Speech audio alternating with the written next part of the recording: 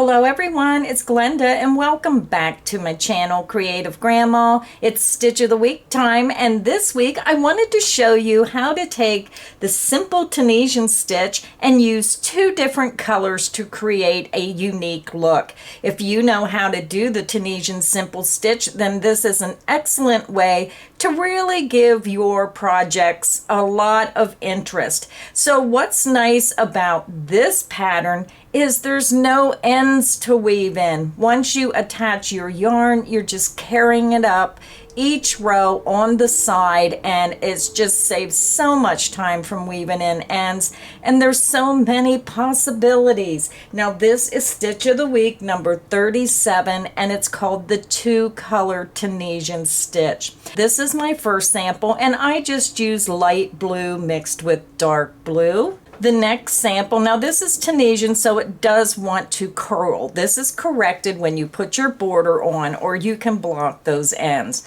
So this is a very high contrasting color with that black and white, and you can see how it really adds some interest to this design. Now this one is my favorite sample. I decided to use white and a multicolor, and look how pretty this is. And again, no changing colors. You're just carrying that yarn up on the end, and I can't wait to show you how to do this. Very simple method. Let me grab the multicolor so you know which color that was. So the multicolor I used was Red Heart Super Saver, and this is color Melon Berry, color number 0942, and then I just used white for in between the multicolor. So these are the two colors I'm going to be using today for my sample. You're also going to need an Afghan crochet hook. You're also going to need an Afghan crochet hook. Now this is 14 inches, so this is really big for the sample. Now you can use a regular crochet hook if you wish today for the tutorial, because I'm only doing a small sample because it's just such a quick and easy stitch to do. I'm using a 10.5K or 6.5 millimeter hook, and I'm using a 4 worsted weight yarn. Now if you're going to use a different yarn, then just use the hook size recommended on the label. So I already have my yarn attached to my hook, and you can use whatever joining method you prefer. I just tie a double knot. So to begin, I'm going to chain 10. Now this stitch pattern has no multiple. You can chain any number of chains to whichever width you want for your project. Yarn over, pull through, that's 1, 2, 3, 4, 5, 6, 7, 8, 9, and 10.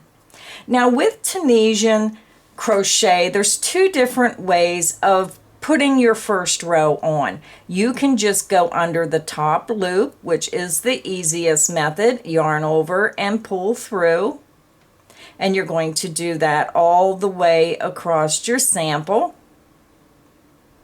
Or I'm going to take these loops off. You can go into the back bump of the chain. So let me take my hook out and turn this over on the wrong side of the chain. So when you're looking at the wrong side of the chain, you're going to see what they call the back bumps. These are the bars that's going sideways across the back of your chain. You can go into those back bumps, or again, you can go into the top loop only. It's up to you. So I'm going to go ahead and work in the back bump because it creates such a nice bottom edge to your work. So let's begin. You're going to skip the first chain. You're going to go into the back bump of the second chain from your hook. Insert your hook into that back bump, yarn over and pull through. You're going to keep that loop on your hook. Find your next chain, turn it, go into that back bump, yarn over and pull through. You're keeping that loop on your hook. Now I'm going to work the sample each stitch with you. Find your next chain, turn your chain, find that back bump, insert into the back bump, yarn over and pull through. Find your next chain, turn it, insert into that back bump, yarn over, and pull through. And when you look at your work, you can see how it puts that wonderful bottom edge onto your work. Find your next chain, insert into the back bump, yarn over, and pull through. So now I'm just going to quickly do the rest down the chain. You're just finding your next chain, turn it, insert underneath that back bump, yarn over, and pull through. Now sometimes when you get to the last chain, it might be a little tight and it's hard to get that because it wants to dip down. Now I think I did this loose enough that I can get right underneath that. Yep. Yarn over and pull through. So whatever number of chains you chain for your project is the number of loops you're going to have on your hook. We chain 10, we should have 10 loops. 1, 2, 3, 4, 5, 6, 7, 8, 9, and 10. So now we worked across in our first color. We have all of our loops on the hook, and now we're going to attach our second color. So let me lay this down. What I do is I just take my new yarn and I just tie it around the strand of yarn that I'm using. And I just tie a double knot. I always tie a double knot. That's how my gram taught me, and it just stuck with me. So that's how I attach my yarn. And then you're just going to grab that end of that yarn and you're just going to pull it down the strand until it touches your work. So you're down there. Let's get it a little bit closer. You want it right up to the edge of your work. So now you see my yarn is butted right up against my work. So now we're going to start taking these loops off, but we're using the new color. So you're going to yarn over with the new color and you're going to pull it through one loop only. Yarn over, and then you're going to pull through 2 loops. And then you're going to repeat that across your work. Yarn over, pull through 2 loops, yarn over, pull through 2 loops, yarn over, pull through 2, yarn over, pull through 2, yarn over, pull through 2, yarn over, pull through 2, and continue down. When you get to the last loop, you'll still have 2 loops on your hook, yarn over, and pull through 2 loops. Now this loop on your hook counts as the first stitch of the next row. So when you look at your work, you'll see that you have that new color going right underneath those vertical stitches, and you pull it right through those stitches. So now we're going to take the same color we just pulled through and we're going to start the next row. So now we're ready to begin row 2. You're skipping this first vertical stitch because the loop on your hook acts as the first stitch of the next row. Insert your hook under the next vertical stitch. Under that one strand of yarn, you're going to yarn over and pull through that stitch. You're leaving your loop on the hook. Insert under the next vertical stitch, yarn over and pull through the stitch, leaving the loop on your hook. Insert into the next vertical stitch, yarn over and pull through. So I'm just going to work it right across the row with you. Insert into the next vertical stitch, yarn over, pull through, keeping all loops on your hook. Insert into the next stitch, yarn over and pull through. And you're just going to continue in that manner across to the end of the row. Now if you're new to crocheting and you worry about where your first and last stitch is, you can always put a stitch marker in that last stitch and in the first stitch so you know where your beginning and ending of the rows are. So now I'm over to my last stitch, so you want to make sure you look for that last vertical bar. Insert into that last stitch, yarn over and pull through. So once all your loops are on the hook, then you're going to grab the previous color to remove your loops. So you're going to drop the current color and you're just going to let the yarn hang there, and then you're just going to pick up the previous color. You're going to yarn over and you're going to pull through 1 loop. Then you're going to yarn over and pull through 2. Yarn over, pull through 2, yarn over, pull through 2, yarn over, pull through 2, yarn over, pull through 2, and you just continue until you take all the loops off your hook and 1 loop remains. So now again, I'm just going to do it again. It's very simple. You just have to know when to pull the next color up. So now we're getting ready to start row 3, which is made in the same manner as row 2, only you're using a different color. Now again, that first loop on the hook counts as the first stitch of the next row. You're going to insert your hook into the next vertical stitch, yarn over and pull through. Insert into the next vertical stitch, yarn over and pull through. And you're just going to continue working in that manner, leaving all your loops on the hook. So let's work across to the end of the row.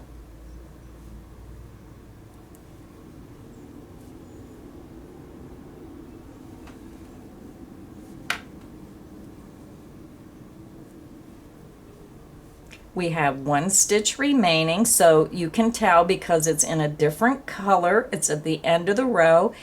Insert into the last vertical stitch, yarn over and pull through. So this is what your work looks like so far. So now, since you have all your loops on your hook, then you're going to drop your current color, pick up your previous color to take your loops off. You're going to yarn over, pull through 1 loop only.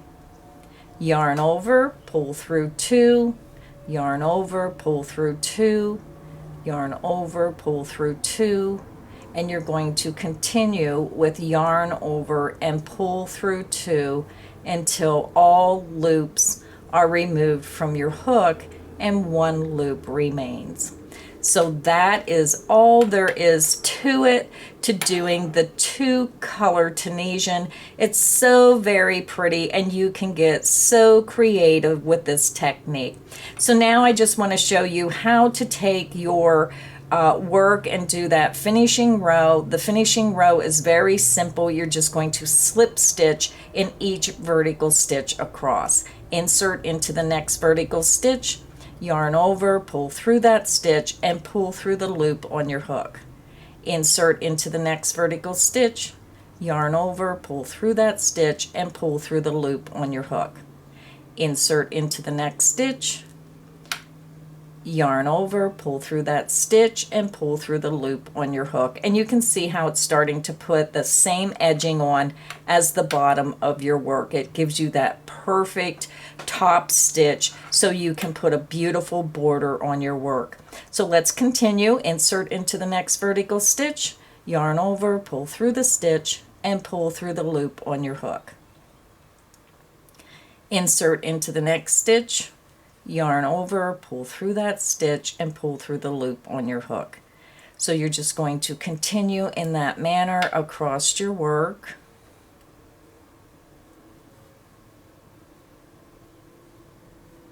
I'm working on a very tiny sample, so I'm trying to keep a hold of it and film and watch what I'm doing. So sorry, my hand's kind of moving around a lot.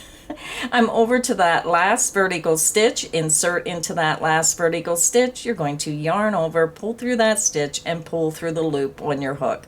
So the finishing row is finished. Again, you get that beautiful top stitch, so it makes it so much easier to put a border on.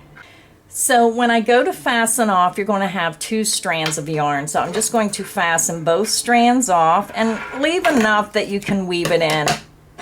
So once I fasten off, I take the current color and I fasten that off first. I chain 2, lift my hook up, grab, and pull down. And then I turn it over and I grab the previous color that we was working on, and then I tie a knot just to make sure that is nice and secured. So when I fasten it off, I just tie a knot on the back of my work and secure that with a double knot. And again, you can use whichever method you prefer to fasten off your work. So that is what it looks like. Let me grab the bigger sample. So you're only going to have 4 ends to weave in when you're finished, and you would weave that in on the wrong side of your work. So let me show you the bigger sample. Again, this is what it would look like if you're working a bigger sample. So this is really nice for garments, sweaters, scarves, baby blankets, larger blankets. So this is the front of the work, and when you turn it over, this is what the back of your work will look like. So this is the wrong side and this is the right side. I hope everyone enjoyed how to do the 2-color Tunisian simple stitch. I just thought it was a really great way to show you how to add some interest to your crochet work. Now this is a free Stitch of the Week pattern. I'll have the link in the description box underneath the video where you can just click that link and get the free pattern. You can also go to our website, creativegrandma.net, click that Stitch of the Week button, and you can download any or all of the Stitch of the Week patterns for free. Start a binder, put those patterns in there, and when you need a project, you can just browse through your notebook and find the perfect pattern for what you want to make. Thank you everybody for stopping by. Please make sure you hit that subscribe button if you're not a subscriber, and if you could hit the like button, I would appreciate that as well. So until next time, stay inspired and happy crocheting.